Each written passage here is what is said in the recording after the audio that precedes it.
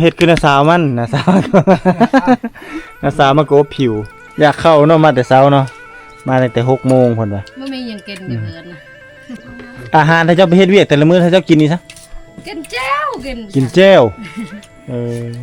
มักอีหลีเนาะถ้าเจ้าแจ่วเนาะสาวลิศเป็นคนงามเนาะเอ้ย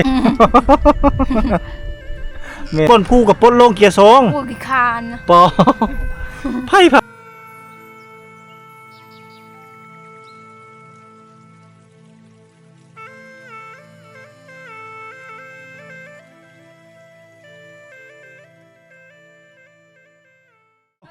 ลงซ่องจะโดยดังไปโอ้ยตายเลย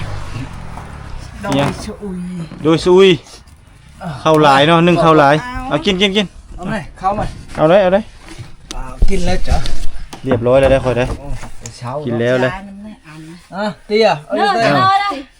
มาเด้อคุณพี่น้อง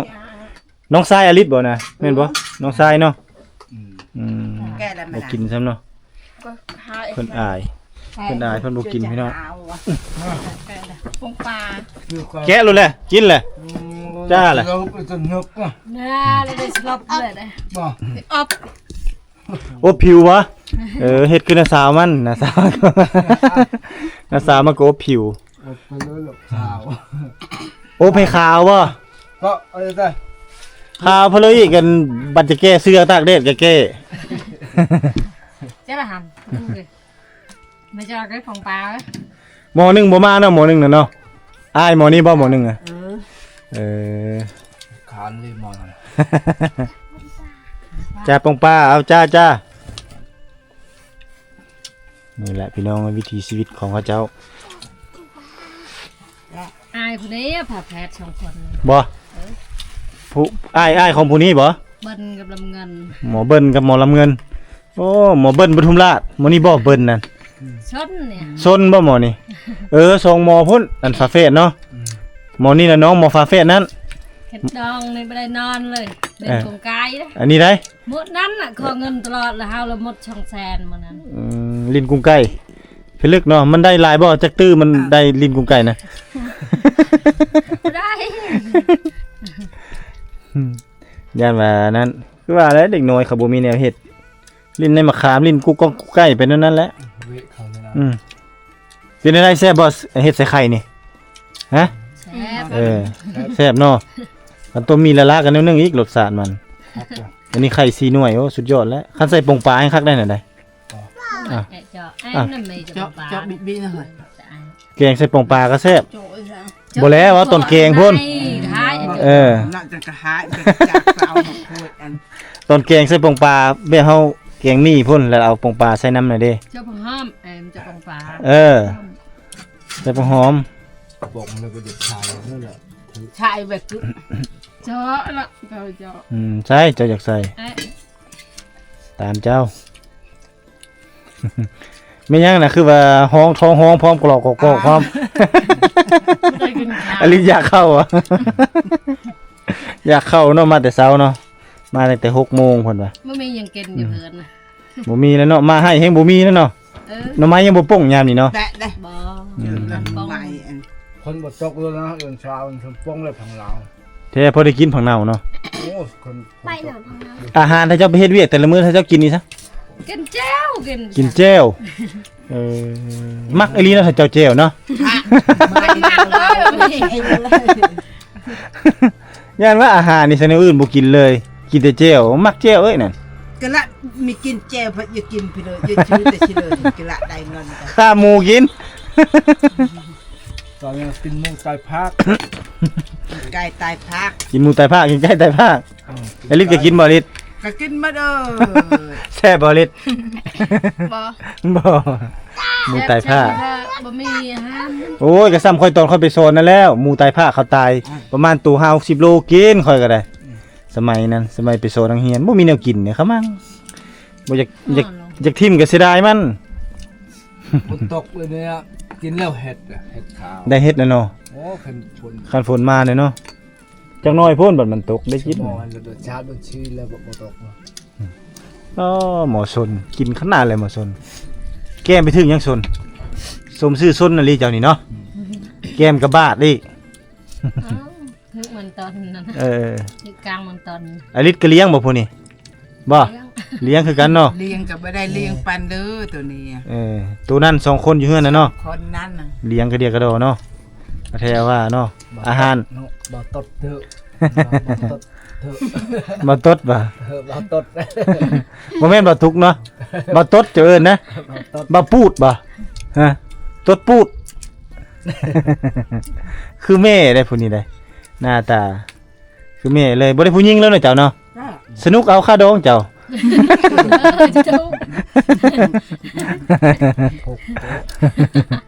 จังได๋แม่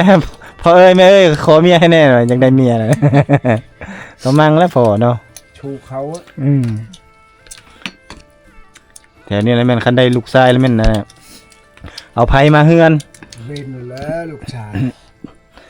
ต้องมีเงินหลายๆได้ไปแต่งเขาเนาะคันผู้หญิงละใครไปอยู่นํเขาได้ค่าดอง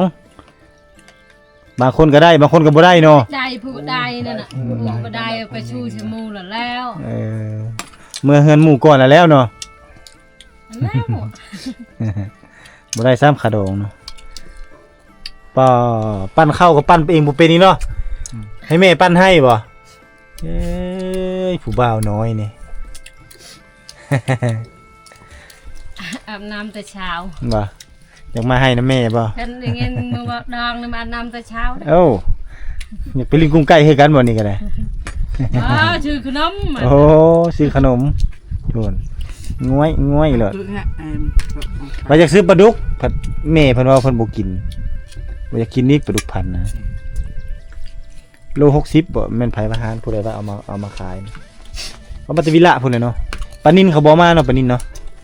แถม ปนินตายเขาแช่เตือน โอ้ย ไม่ได้เน่าแล้ว เน่าคือเลย เช้าเอ้ยนั่นน่ะสิ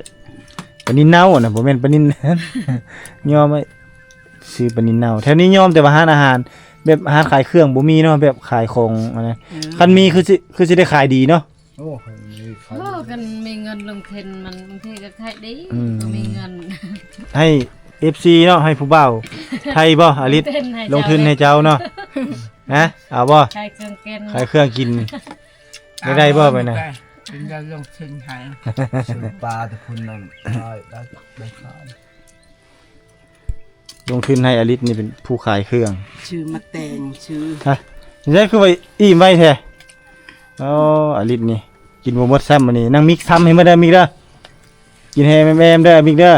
กินจังมีเหือมีแฮงลงเฮ็ดเวียกเลยโอ้ผู้บ่าวนั่นบ่ว่าใกล้เลยนะผู้บ่าวนั่นเนาะ อายแฮงผู้บ่าวนั่นพี่น้องเอ้ยเพิ่นบ่มาใกล้เลยจะน้อยจะโชคไปซื้อข้าวปุ้นมาไว้ตับนี่ดื่มซื้อขนมไปรอบนี้ก่อนจังอันนั้นไปบ่ไปซื้อขนมน้องค่อยบ่ฮะไปบ่บีบากขึ้นบีบากไปจังค่อยไปฮะ ไปไปก็ไม่ตื่นเลย เดี๋ยวหน่อยก่อนจะกินข้าวอิ่มก่อนกินข้าวอิ่มๆได้จังไปได้บ่ฟ้าวได้ข้าวอิ่มๆก่อนจังไปนี่แหละพี่น้องเอ้ยคือวิถีชีวิตของน้องอลิศเพิ่นกับครอบครัวตื่นเช้ามาแล้วก็นึ่งข้าวยัดใส่ติ๊บข้าวสุกแล้วก็ตื่นแต่6 โมงแล้วก็พี่แลมาให้มาสวนพี่แลเนาะแม่นบ่อลิศแล้วก็เอาอาหารมากินอีสร้างอาหารจะเอามากินอยู่ให้มักเพชร บ่มี เลยโอ้อีกตามเนาะปูน้ำเพิ่นก็กินน้ำตุก20 ลิตรพุ่นได้พี่น้องเอ้ยน้ำมันนี่ได้ ตุกน้ำบ่ตุกน้ำมันน่ะนี่ตุกน้ำมันแต่ว่าเพิ่นไปล้างสะอาดแล้วเรามาใส่น้ำนี่แหละสมัยบ่ตุกยังน้อยก็คือกันหากระตุกใหญ่ๆจังซี่แหละเนาะล้างคักๆเอาแฟบเอาหยังใส่อยู่ในนั้นให้ล้างละเอียดบ่ให้มันมีกลิ่นขิวแล้วเฮาไปใส่น้ำเอาไว้มากินสมัย เด็กเป็นคนทก สาวลิศเป็นคนงามเนาะเอ้ย นี่แหละวิถีชีวิตพี่น้องเอ้ยเพิ่นก็มาเฮ็ดสวนมันนี่ได้เนาะเพื่อจะหาเลี้ยงชีพแต่เขาเจ้าเฮ็ดเป็นกลุ่มเป็นก้อนก็คือเฮ็ดเป็นครอบครัวใหญ่เลยเนาะแล้วก็เหลือจากค่าดุดดินค่าซื้อรถไถนี่เนาะดาวรถไถนั่นนี่แล้วคันมันเหลือนะจังได้ปั่นกันคันบ่เหลือแล้วก็เป็นหนี้นํกันนี่เนาะแล้วก็หาเฮ็ดแนวอื่นนี่นี่แหละเป็นครอบครัวใหญ่เนาะอันนี้ก็อ้ายเพิ่นกับเมียเนาะกับเมียกับลูกเนาะแล้วก็ครอบครัวของอาลิศนี่ก็เป็นครอบครัวรวมครอบครัวใหญ่ บัดเงินคำหยังก็เพิ่นก็ปันกันบีแบ่งกันถ้าสมมุติว่าได้จากการเฮ็ดสวนมันอหย่างต่างๆเลยเนาะนี่อันนี้แหละรถไถของเพิ่นที่ซื้อใหม่มีแต่โครงกับหัวรถไถแต่ว่าเฮือนนี่แม่นโครงเฮือนเก่าตัวนี้เนาะเพิ่นยังสิเฮ็ดใหม่อยู่ตัวนี้เอาอากาศก็ถือว่าแดดร้อนแล้วพี่น้องมื้อนี้เนาะจังน้อยก็เพิ่นก็สิได้ลงอีกเดี๋ยวประตูก็สิออกไปซื้อข้าวปุ้นไว้ให้น้องอลิศเพิ่นตำตอนเที่ยงก่อนซื้อข้าวปุ้นซื้อขนมให้น้องสาวเพิ่นก่อนแล้วจังสิกลับเข้ามาหาน้องเพิ่นอีกเพราะว่าเส้นทางเดินทางไปนี่ก็บ่แม่นง่ายๆเด้อพี่น้องใกล้อยู่แต่ว่าขี้ฝุ่นหลายประมาณถ้าไปบ้านอลิศนี่ประมาณลักปลายแต่ถ้าไปหนองเหนี่ยวกลับไปบ่อนประตูซื้อนั้นน่าจะประมาณได้ประมาณ 3-4 ลัก 5 ลักพี่น้องเอ้ยเดินทางเพื่อออกไปซื้อของกินนั่นนี่เลยเนาะกี่ของกินก็บ่มีหยังคือดังเห็นนั่นแหละมีไข่ปลากระป๋องอันนี้คืออาหารแบบพื้นบ้านที่เขาจะเอามาขายอยู่ในบ้านนอกแต่ประเภทปูปลาหน้าเหนี่ยวเนี่ยถือว่าหายากที่สุดเพราะว่าเอามานี่1นี่บางที่นี่ชาวบ้านเพิ่นบ่ได้กินเพิ่นกินเจียวกินหมกเผ็ดแล้วก็แล้วเสียงยนต์พี่น้องวูบโลยนต์สิมาแล้วทนยนต์มาแล้วได้ไปบ่เมื่อเวียงบ่ไป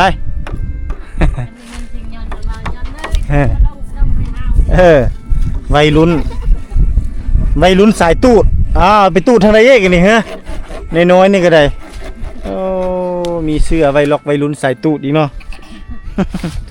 กินข้าวอิ่มแล้วบัดนี้เนาะพักผ่อนก่อนให้ข้าวย่อยก่อนเนาะจังลงบ่ย่อยแล้ว โอ้มาสวนกระทาหน้าอีกบ่โอ้ยทาคืนกระทาแต่คืนนี่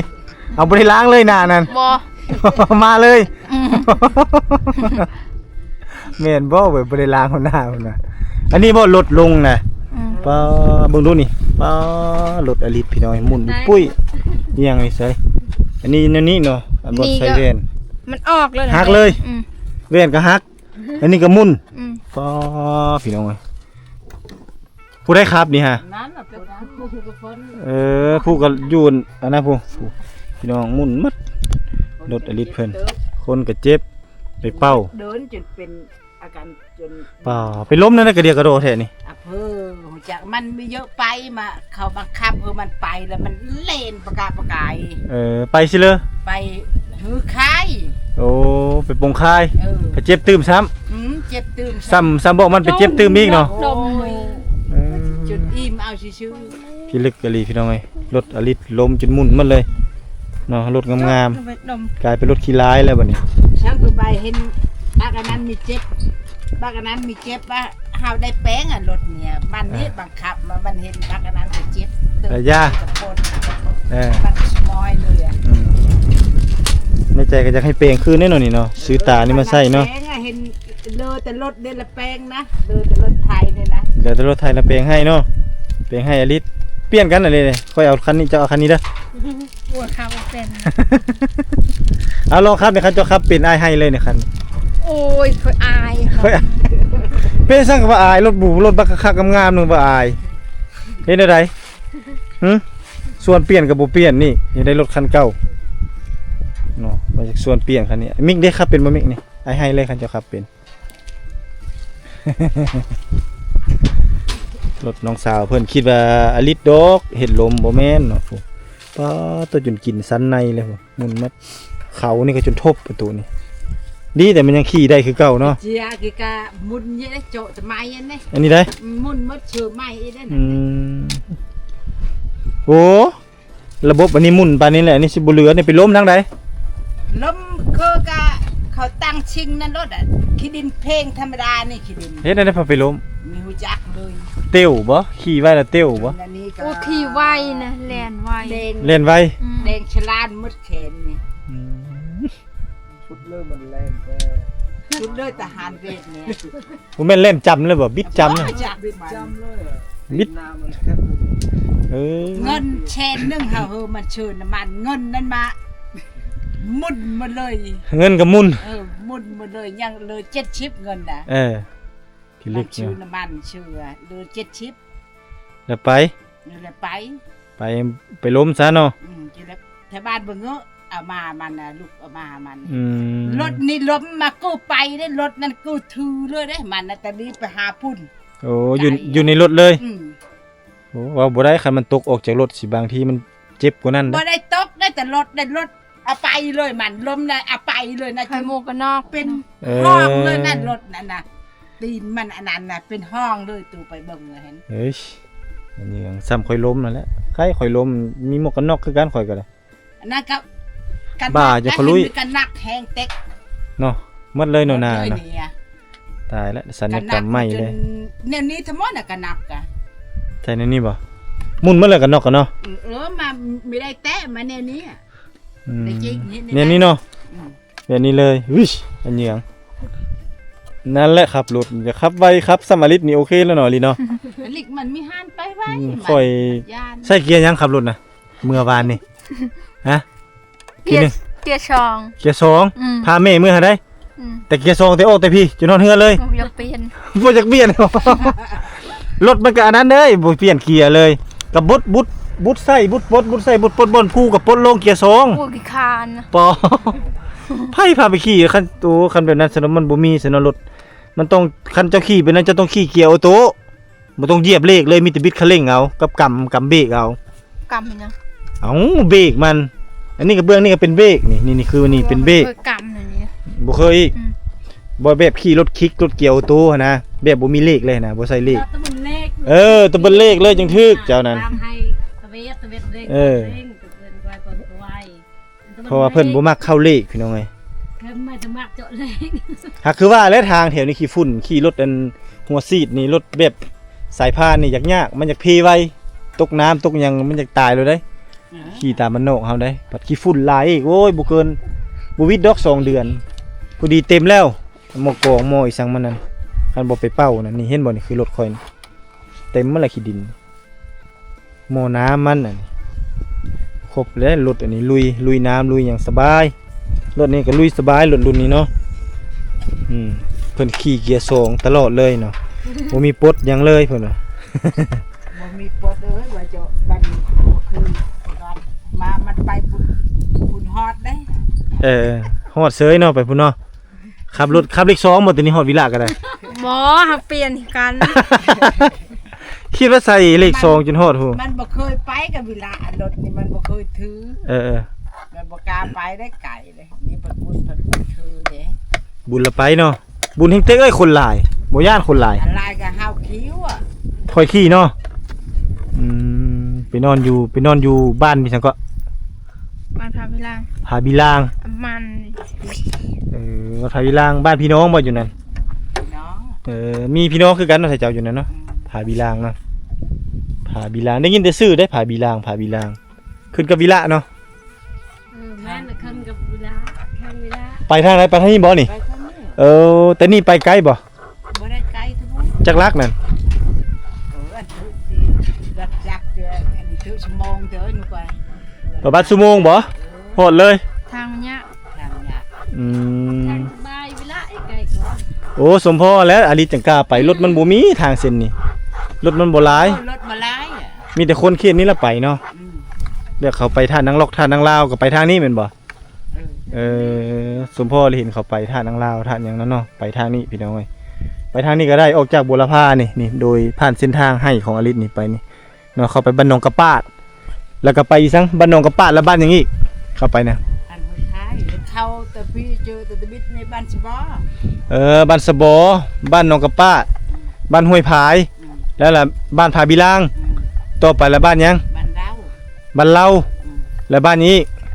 บานาเตอร์ บ้านนาเตอร์เลยโอ้ตามใส่หัวพายนาเตอร์โลดโอ้แสดงว่าบ่ได้ไกลประมาณ 5-6 บ้านก็ฮอดแล้วนี่4-5-6 บ้านก็ฮอดเมืองวิระบุรีพี่น้องเอ้ยหรือว่าเขตแดนเมืองวิระบุรีก็คือบ้านนาเตอร์เนาะเป็นบ้านของชนเผ่าภูไทยเมืองวังอ่างคำเนาะมาทางนี้ก็ทางบัวละพานี่ก็มีคือกันแต่จะอยู่กระเจกกระจายสำหรับเมืองวังอ่างคำเนาะแล้วก็ชนเผ่าภูไทยเฮาก็ย้ายถิ่นฐานมาคนกระหลายแถวบ้านน้ำกระโปบ้านจีนายโมบ้านน้ำโมบ้านหยังโอ้ บ้านทัด บ้านภูไทยคักแท้เลยเหรอทางนั้นได้ภูไทยของแท้เลยโอ้ยลมพัดเย็นสบายวีแล้วโอ้น้องทรายจะบ่อยากเข้าเนาะนอนเย็นสบายอยู่พุ่น อ้าวเฮ็ดเวียกก่อนเนาะลิศเนาะจังได๋ตัวแรงเมื่อจังไปช่วยดองอีกบ่ไปบ่ช่วยดองนะ บ่ บ่ได้ไปโอ้ให้แม่ไป ลูกเราบ่ไป ไปสมอนเห็ดปลาอื่นมันไปครับ บ้านตัวเองนี่บ่สู้ไปบ่อลิศ บ่ คันบ่แม่นหมู่ตัวเองเราบ่ไปเนาะหมู่เจ้าเอาผัวจะคนละหมู่เจ้าปีนี้ หมูบ่จะไปสมอน ฮะ หลาย หลายจะคนหลาย 50 เว้าไปเลย 50 60เจ้าได้สามมื้อได้เจ้า บ่มีเฮา บ่มีบ่เลยว่าบ่ทันจะเอา ตะมี เบิ่งนางมิกหัวขวัญนางมิกเนาะนี่ แล้วแค่นี้เรื่องเฮา โอ้ปลักแขนเหลือเฮ้อเลยงามอีหลีเนาะไปขายปันกันไปเฮาไป ไอ้แต่ก่อนเจ้าบ่ เอาอยู่ก้นนะบ่ เอาไปใส่แขนบ่ เราเตี้ยเงยเจอนั่น บ่มีป้าตัวตุ่มหูนี่งามใส่ตุ่มหูนี่ใส่เบิ่งดูป้า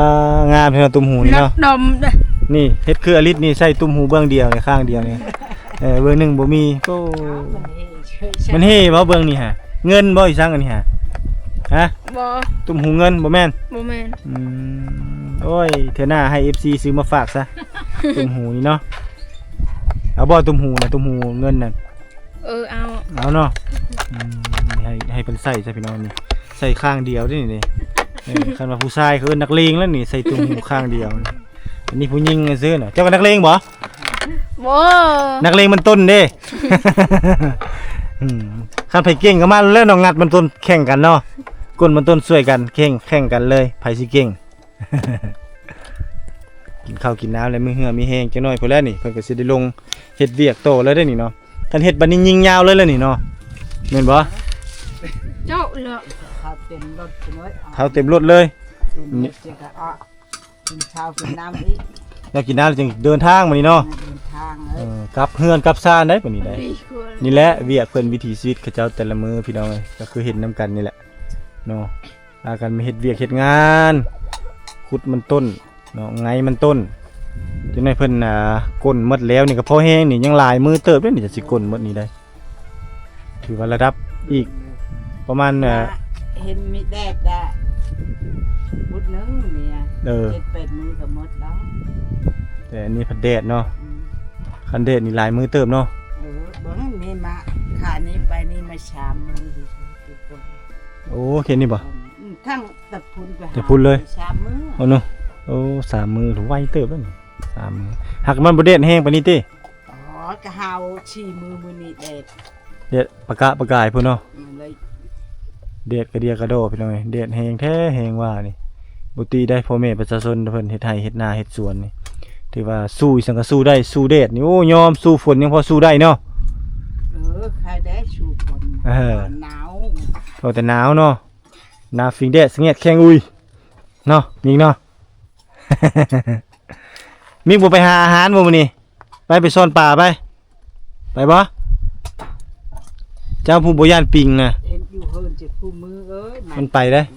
จะไปกับไผมิกไปหากินนะมิกบ่ เช้า ดังหดกลาย บ่ไปกับไผ ปตั้งเช้าไปวิแหละ ตั้งเช้า ไปตึงยาวโอ้ไปกับหมู่ใหญ่ไวๆจักปีแล้วเจ้าปีนี้ฮอดแล้วบ่10 ปี8 ปี7 ปี8 ปีบ่ 7 ปีเนาะ 7 ปีนี้ โอ้7 ปีแล้ว 7 ปีมาเนี่ย 7 ปีโอ้เข้าโรงเรียนป .1 เนาะใหญ่ไวๆเด้อเป็นสาวเด้อเป็นนางเอกให้เด้อ